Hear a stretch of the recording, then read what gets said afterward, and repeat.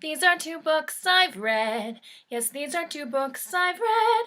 They're all about the Queen of Hearts and why she likes to say off with their heads. Yes, these are two books I've read.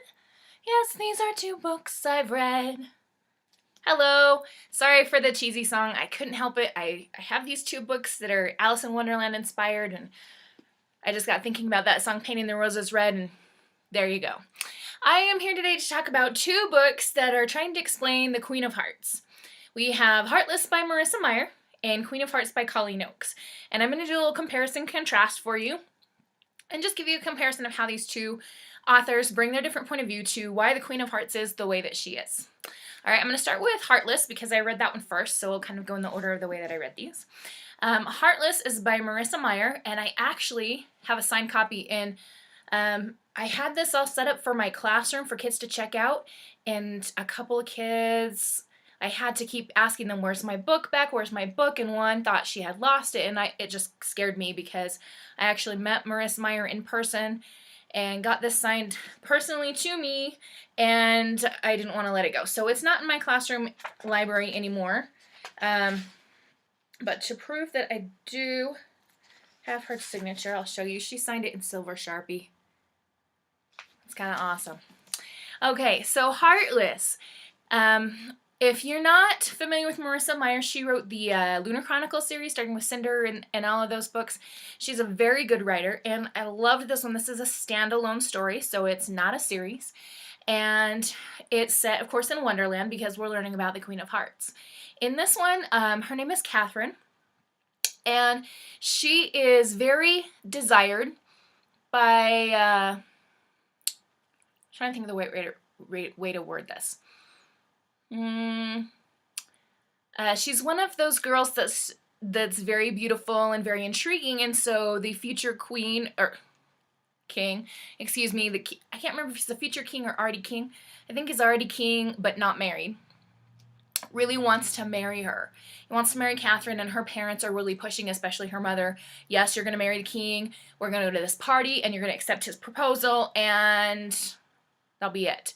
But Catherine doesn't want that. She wants to be a baker, and she wants to own her own shop, and she wants to make beautiful pastries. And so it talks a lot in this story, especially in the beginning, about the different things that she likes to bake and kind of get you hungry for something sweet to eat. So you might want to grab your favorite treat before you sit down to read, because that might make you hungry. Catherine, since she doesn't want to be married to the king, she kind of thinks he's an idiot, and we kind of learn that he kind of is. He's not a desirable husband for her, or probably for anyone. Anyway, Catherine decides that she is not going to accept it, and she goes to this party, and she's like, crap, what am I going to do? My parents are trying to force me into this. Do I have a choice? Can I not accept him? And she meets this guy named Jest. And it's kind of, all bets are off from that point. Jest is this mysterious guy, and he and Catherine kind of get a spark immediately, and they kind of fall for each other and start this secret courtship that's happening, and both of them could get in a lot of trouble if they were discovered. Now, there's more to the story than this, and I want to tell you that in this book, there are a lot of reasons why Catherine becomes this angry, bloodthirsty, off with their heads Queen of Hearts that we know from Alice in Wonderland. It's very, very, very, very understandable why she becomes so angry. And I don't want to do spoilers, so if you've listened thus far, I haven't really given anything away, because I'm basically just telling you what it says in the dust jacket to begin with. I can tell you that there are some violent things. There are some things that are going to upset you on behalf of Catherine, and just because they're upsetting to read. And you just need to know that it's kind of an emotionally upsetting story. Yeah. But so well written and so worth reading. I love this book. This is one that I would definitely reread when I just felt like, getting back into a good story. Yeah, absolutely worth the read, and as I said, it is a standalone. I have to show off my little Heartless bookmark. When I went to meet Marissa Meyer at a book signing, they gave away those little magnet bookmarks that flip over the page, and I love this one so much that you can see that it's kind of falling apart. So pretty soon, it might fall to pieces. I use this on every book that I read, and so pretty soon I might have to get retired and just clip back onto the Heartless book because I don't want it to fall completely to pieces. That would be sad. All right, second book, Queen of Hearts by Colleen Oakes. Now, this is a little bit different because it is a series. There is another book after this in this story, and I'm not sure if there's more than two. The second book is Blood of Wonderland, but I haven't read that yet. So I'll just tell you what I have read, which is, again, Queen of Hearts. In this one, our character is named Dinah. Now, we know Dinah from the Alice in Wonderland stories is the name of Alice's cat. So it's... Sorry, I had to set that other book down. So it's true to the story to use that name. Dinah is a princess of Wonderland. Her father is the king, and he is an awful man. He should not be allowed to be anyone's father or rule or anything. He is violent. He is abusive. He never has shown Dinah an ounce of affection in her life. When her mother passed away, she went to see her father, and he looked at her and said, "Take that child away from me. Don't bring her back to me. I don't want to see her." And that's how awful he is. Now, I'm going to tell you a little bit about what happens in the early chapters of this book, but I'm not going to give away any major plot points or spoilers. So if you want to read this on your own, you'll be perfectly fine to do so without figuring out any of the big secrets.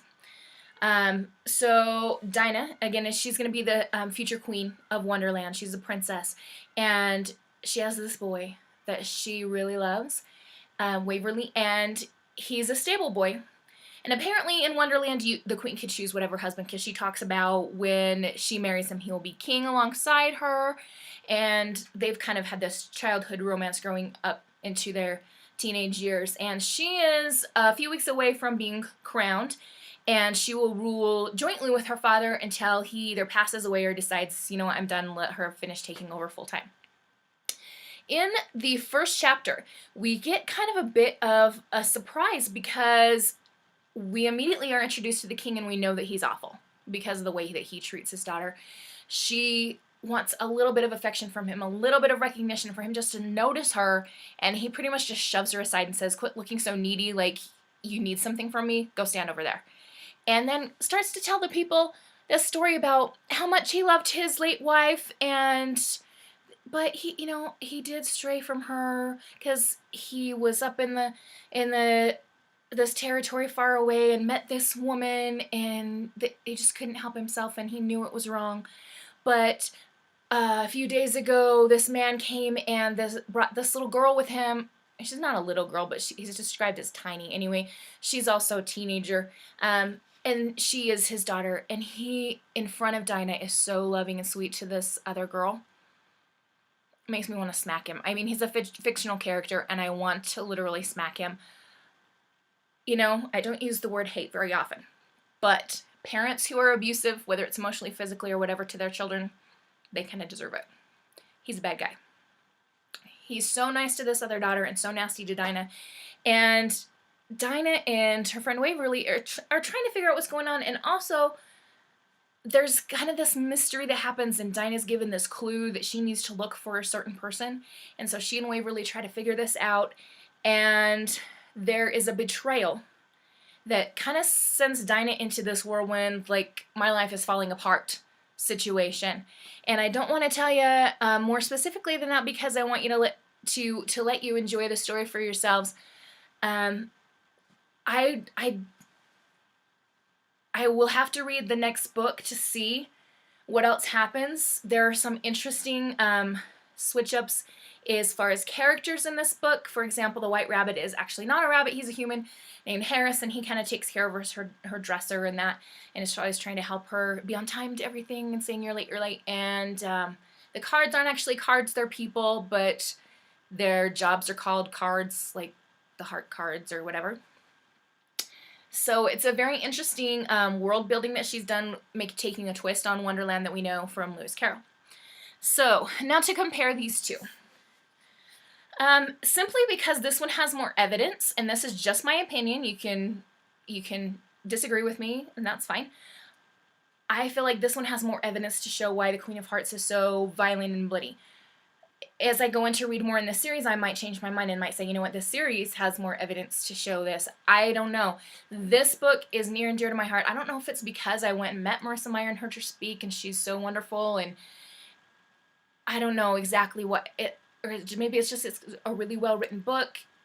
I don't know. My heart kind of tugs more toward this one, but they're both very well worth a read, very well entertaining, and probably appropriate middle school, high school, and older.